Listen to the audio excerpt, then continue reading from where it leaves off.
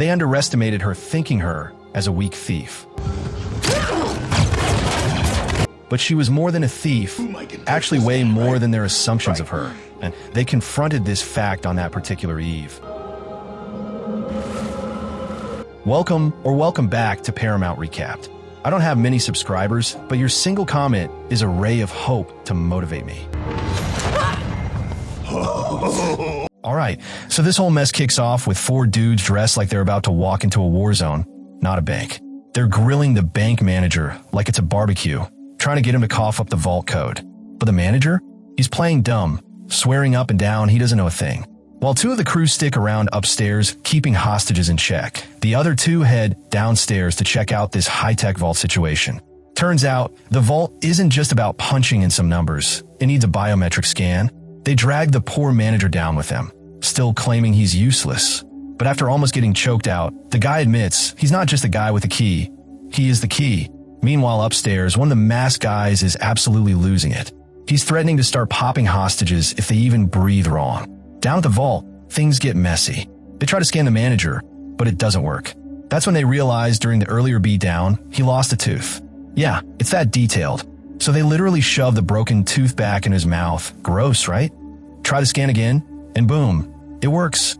The vault swings open, and now they've got 2 minutes to do their thing and bail. Inside, they go straight for one special box jackpot. It's stuffed with diamonds. As they're scooping up the goods, things seem to be going smooth, until crazy upstairs guy decides he really wants to kill somebody. His partner reminds him, no killing, bro, that's the rule. But of course, Junkie Joe doesn't listen. Instead of cooling off, he pulls a gun on his own teammate. They both start brawling right there. And here's the twist. During the fight, one robber's mask gets ripped off, and surprise, it's not a dude. It's a woman named Alex. She's not just anybody either. She used to work for the CIA.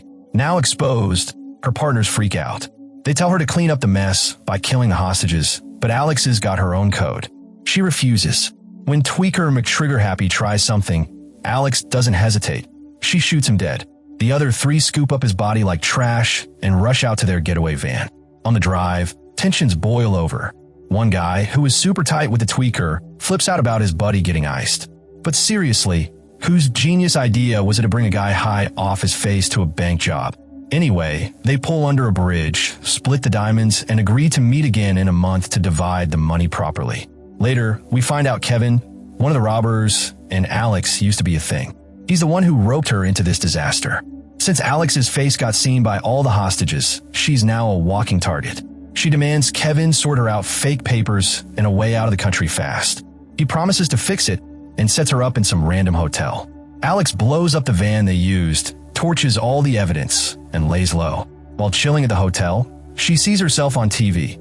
Her face is all over the news.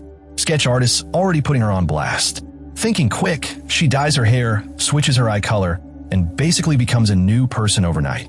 Then she gets a text from Kevin, asking her to swing by his room, and only wearing a robe for some reason. As she's sneaking through the hall, a nosy hotel security guard notices her. She hides her face, and before anything can go wrong, Kevin opens the door, just in time, and pretends she's his wife. Inside, Kevin drops another bomb. The diamonds? They belong to some serious bigwigs. But don't worry, Kevin says he has insurance, a woman with dirt on the big dogs. Before they can come up with a plan, there's a knock at the door. Alex ducks under the bed. It's the insurance woman. But suddenly, 2 more people kick down the door. Chaos. One man snatches the woman while another woman beats the brakes off Kevin. Then their boss swaggers in, Mr. Washington, a real stone-cold type. He rifles through the woman's purse, demands her phone password. She's terrified but gives it up. Washington finds a video, blackmail material involving Senator. He deletes it without blinking. Then, just to tie up loose ends, shoots her dead right there when she tries to make a break for it. Kevin, desperate, tries to cut a deal, revealing he and Washington used to work for the same senator. Alex, still hidden under the bed, watches helplessly as Washington's thugs start torturing Kevin for info about a USB drive supposedly hidden with the diamonds. Kevin holds out, but pays for it dearly. He's stabbed repeatedly right above Alex's hiding spot.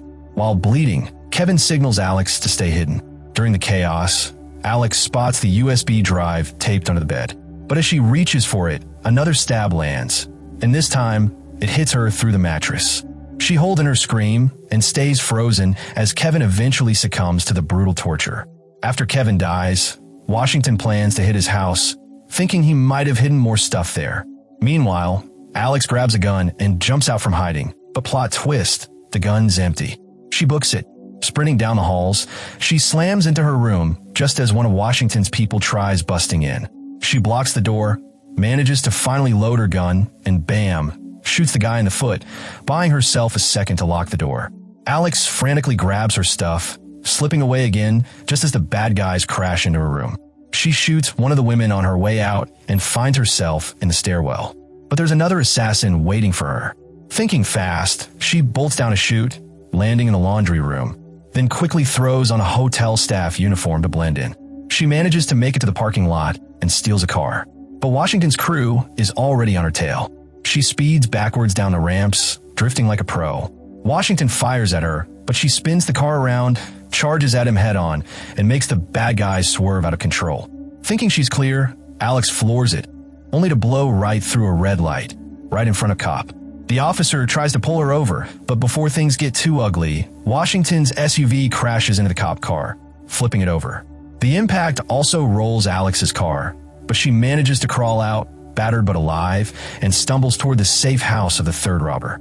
She bangs on the door, begging him to let her in. He hesitates, until she drops the bomb that Kevin's dead. Then he unlocks the door and drags her inside. While they're arguing about what to do next, Washington's crew tracks them down. Through the security cameras, they see Washington and his crew preparing to break in. Robber number 3 grabs a shotgun from behind a painting, thinking he's about to play hero. Meanwhile, Alex, not trusting his genius plan one bit, sneaks off to find a phone to call for help. While all this chaos is going on, Alex manages to reach out to Kevin's actual wife, Penny.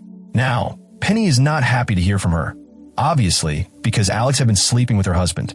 Penny's furious and shuts Alex down fast. But Alex, not backing off, begs her to find a hidden stash of cash and a package Alex had tucked away.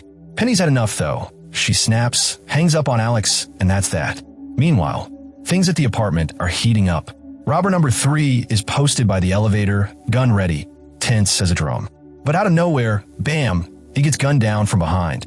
Washington and his hit squad storm in, weapons drawn, looking to find Alex. But she's too smart for them. They see an open window and assume she jumped out and ran. Washington, thinking he's clever, dials the last number called on the apartment's phone, not realizing Alex is literally hiding right above him. Kevin's little boy picks up the call, innocent as anything. Washington sweet-talks the kid into spilling the full home address. Without wasting time, Washington and his guys roll out toward the kid's house. Over at Penny's place, Penny finds the hidden stash, but not without wrecking her own car windshield to get to it. She looks at the diamonds in her hand, then at the shattered glass, and you can literally see the wheels turning in her head. She also finds Alex's package, but, full of rage, she chucks it straight into the trash. Penny's packing up to get out of there when, bad luck again, Washington and his crew bust in. They rough her up and knock her out cold. Washington grabs the bag he thinks has the real diamonds and tells his men to do what they want with Penny, then finish her off. At the same time, Alex has jacked a motorcycle and is speeding toward the house.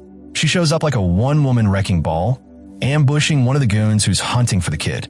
Alex beats the guy down hard and sends the kid off to hide somewhere safer. But the dude isn't down yet.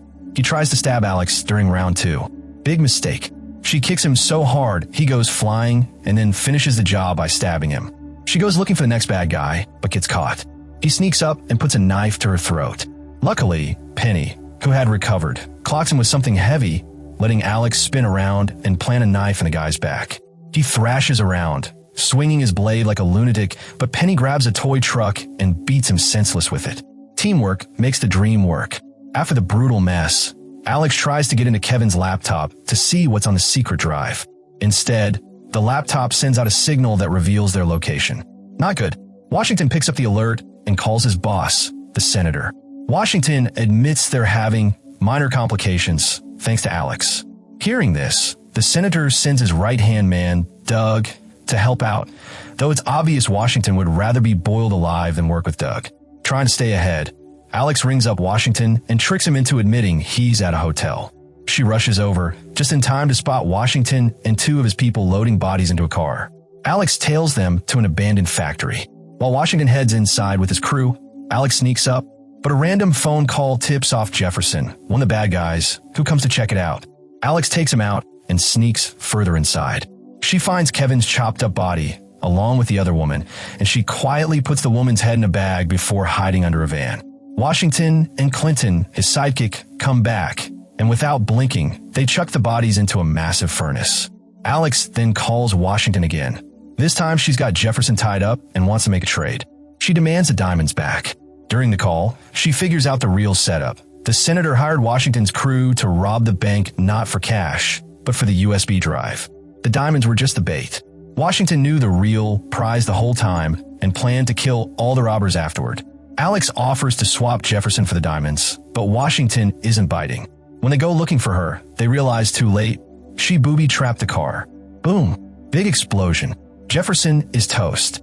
Washington, still alive and furious, calls Alex, but instead of a normal conversation, he hears her phone ringing inside the building. Now it's personal.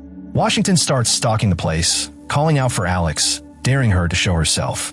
She does, ambushing him and nearly throwing him over a railing. But before she can finish him, another goon sneaks up and knocks her out cold. Alex wakes up tied to a chair. Washington's ready to start breaking her piece by piece unless she gives up the drive. But the man realizes something worse. The diamonds he thought he stole, they're just pieces of broken windshield glass. He's been played. They crank things up a notch, locking Alex's leg into a metal vise and cranking it until the pain's unbearable. In between the torture, Washington spills a bit of history. Alex used to be a top-tier CIA entry specialist, but quit after a Beirut mission went sideways and civilians got killed. Despite the agony, Alex doesn't cave.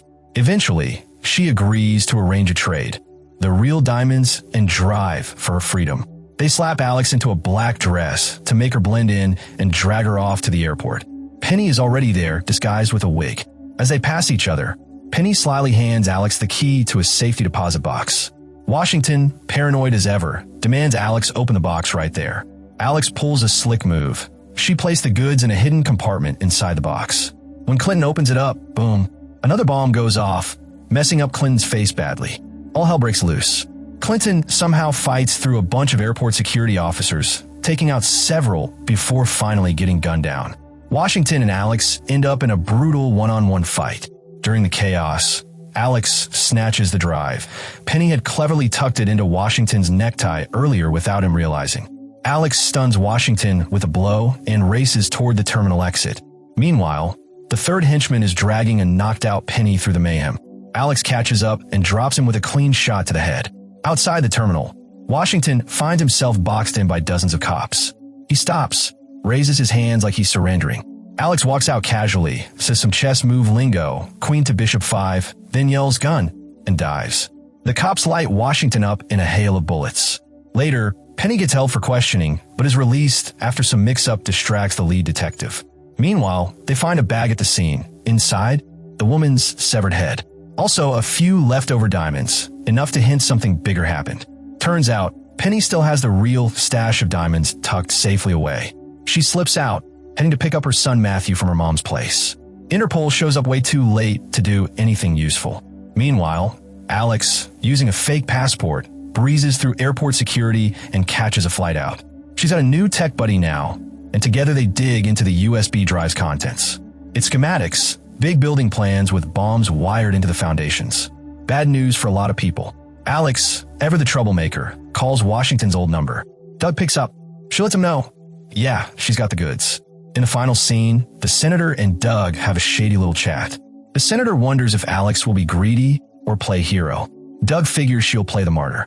But the senator, cold as ice, simply says, martyrs must die. If you liked the video, don't forget to hit that like button and subscribe for more.